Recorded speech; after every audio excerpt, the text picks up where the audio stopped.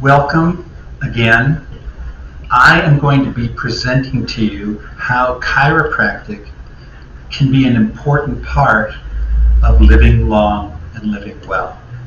Now you may immediately say, well, I thought chiropractic was for neck pain or headaches or low back pain.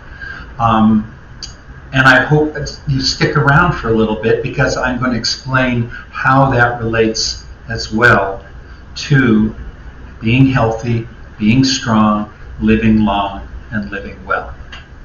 Now, as you've seen from the other videos, I interviewed these other experts.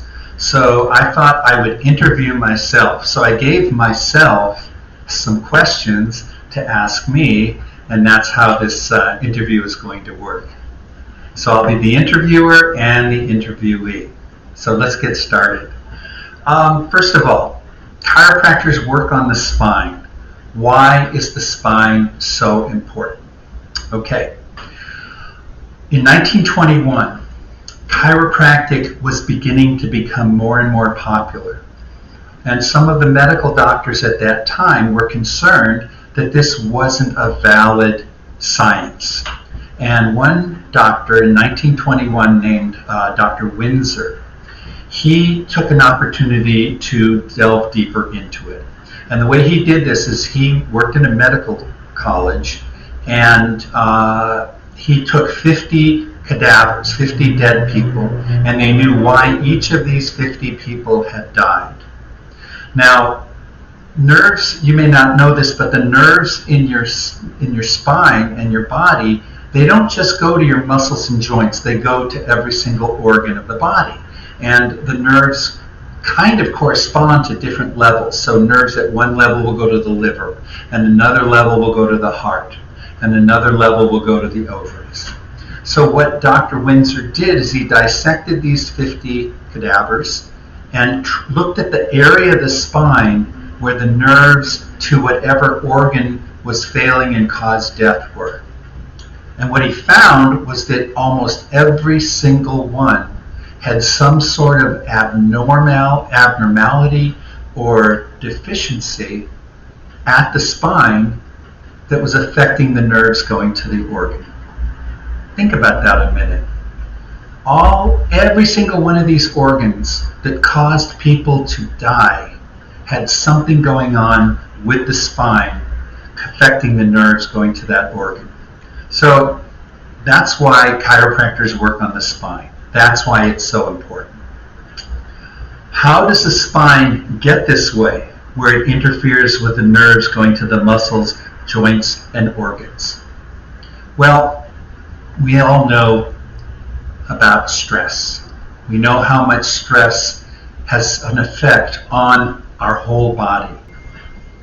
It certainly has a huge effect on our spine and our nervous system. Now there's two different kinds of stress. There's the major life-changing stresses, like a loved one dying, or losing your job, or moving, or getting a divorce, things that completely turn your life around. That's one kind of stress that happens every once in a while in your life.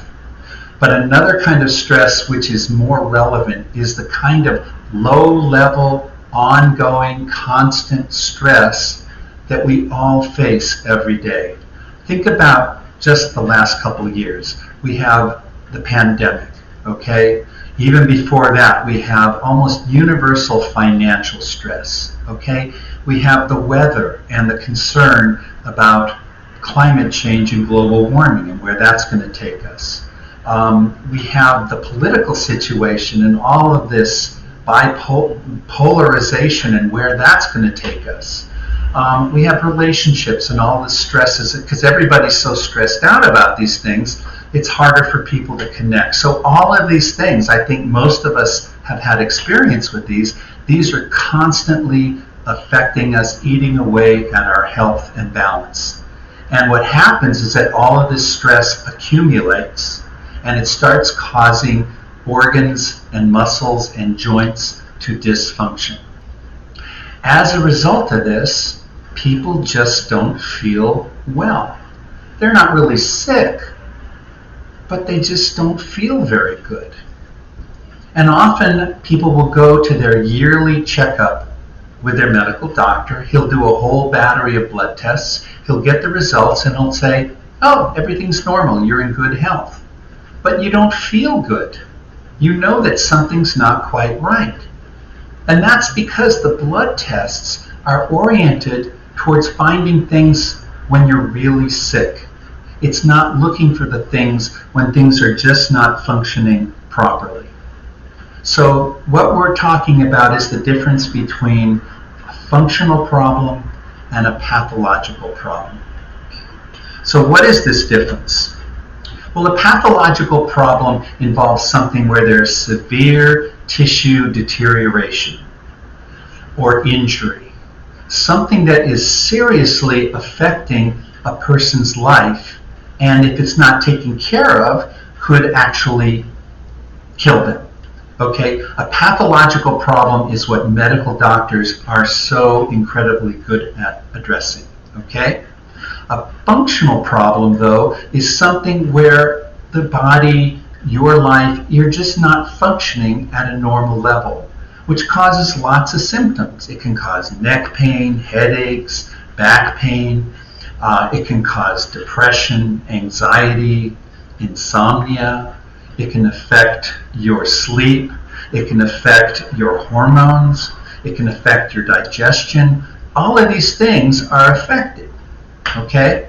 Now, one of the things that happens in this culture is that the way we say it is there's a pill for every ill, which means that you can go to your drugstore and you'll see there's a whole aisle of pills for pain and inflammation, another aisle for sinus allergies, another one for digestive problems, and then we get into all of the medications for like antidepressant and anti-anxiety.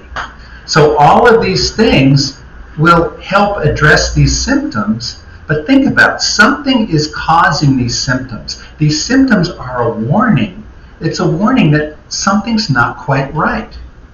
And I find that when you take a symptom and you reduce the symptom like all of these pills do, you're letting that underlying problem continue to get worse. And a good analogy is a smoke alarm in a fire.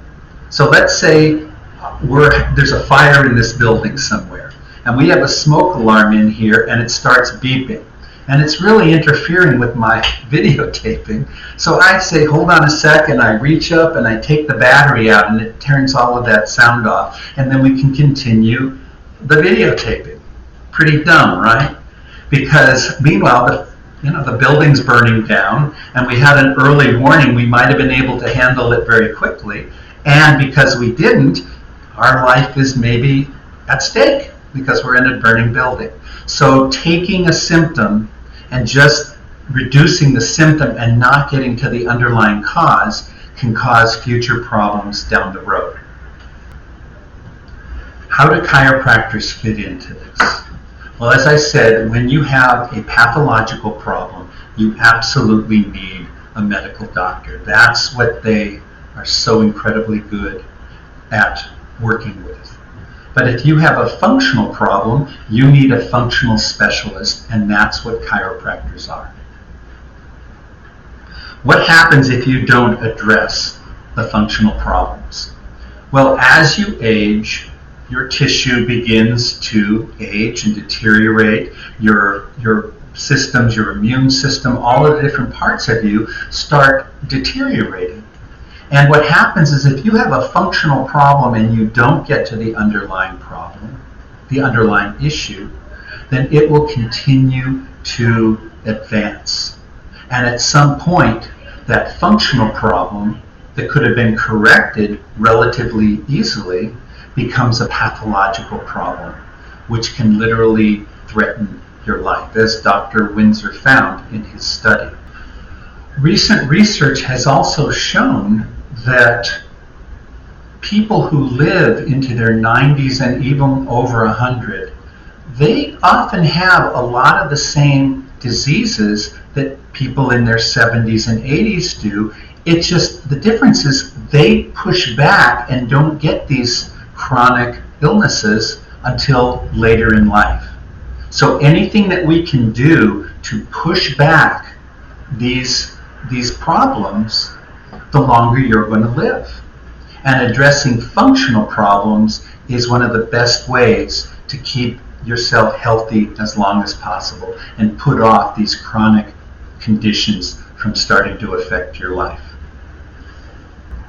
So how does a chiropractor address these functional problems?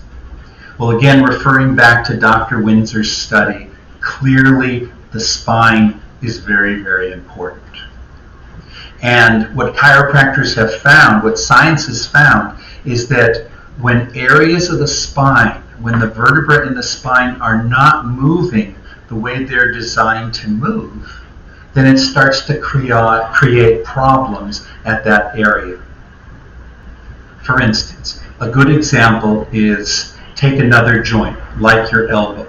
Now, if you didn't move your elbow for a long time, let's say a week, what would happen to the elbow joint? It would be very stiff, it might be painful, there might be inflammation, swelling, all sorts of issues because joints are designed to move. So what do you have to do to take care of this? Well, all you have to do is start moving the joint, and by moving it starts taking care of the issue. So if you have a vertebral joint which is not moving, it's stuck, it causes the same kind of changes, inflammation, irritation, swelling, and that affects the nerves that go from your spinal cord out to your muscles, your joints, and your organs. So if you can get those joints to move, that'll take away a lot of that inflammation, and that'll allow the nerve impulses from the brain to go to the rest of the body without interference. The interference, I like to compare it to how it's like if you're on a cell phone call and you've got terrible reception. So someone's trying to explain something to you or give you instructions of how to do something, and you're only getting half of the information. How are you going to be able to function properly and get the job done when you only have half of the information? So the next question is, what happens when you resolve one of these functional problems? Well, it's just amazing how our bodies have the ability to bounce back once we remove this interference. So for instance, if you have neck pain or back pain or headaches, all of that is going to be significantly reduced. If you're tired all the time, you're going to have more energy. If you're not sleeping well, you're going to sleep better. If you're always having digestive problems, that's going to function better. If you're a woman and you're having all sorts of hormonal issues, again, improved. To sum it up in one simple sentence, if you can remove the functional problems, you will feel 10 years younger. So how does a chiropractor determine if you have a functional problem that is coming from the spine? Well, that's what a chiropractor is trained to do. He does a detailed examination of the spine and all of the vertebrae. He feels where there's places where there's swelling, where there's inflammation, where there's irritation, a little more pain, where the joints are not moving properly. And that's how a chiropractor is able to tell, long before it becomes a pathological problem, how the spine is affecting the nerves going to your whole body. So who needs a chiropractic exam or evaluation?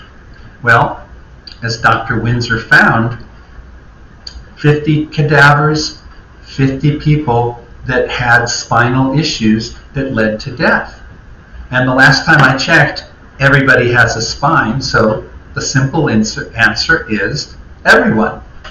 And this is people who aren't even aware that they have problems. In other words, they don't have any pain, their digestion is good, they're sleeping good, but these things are potentially still happening under the surface, as I said in explaining about the cancer developing and the heart disease as well. So everyone would benefit from getting checked to see if they have any functional problems coming from the spine. So what I want to recommend to all of you is find a chiropractor in your area that can do an evaluation of your spine, your overall health, and determine if you have any functional problems, and then start a program of care that is going to address these functional problems, address the root of the functional problems, not just the symptoms, and allow you to continue to live a long, healthy, enjoyable life. Now, for those of you that would like to work with me directly, I would be honored. And there's more information on my presenters page. I have a couple documents that you can download that have tips and suggestions of things that you can do, just changing your lifestyle in just little ways to improve your health. And also, I have a special offer to those people, the people who've registered for the virtual summit. You know, that if you want to get an evaluation at my office, you can do so at a reduced fee. So, again, thank you for your time and your energy, and onward to the next presenter.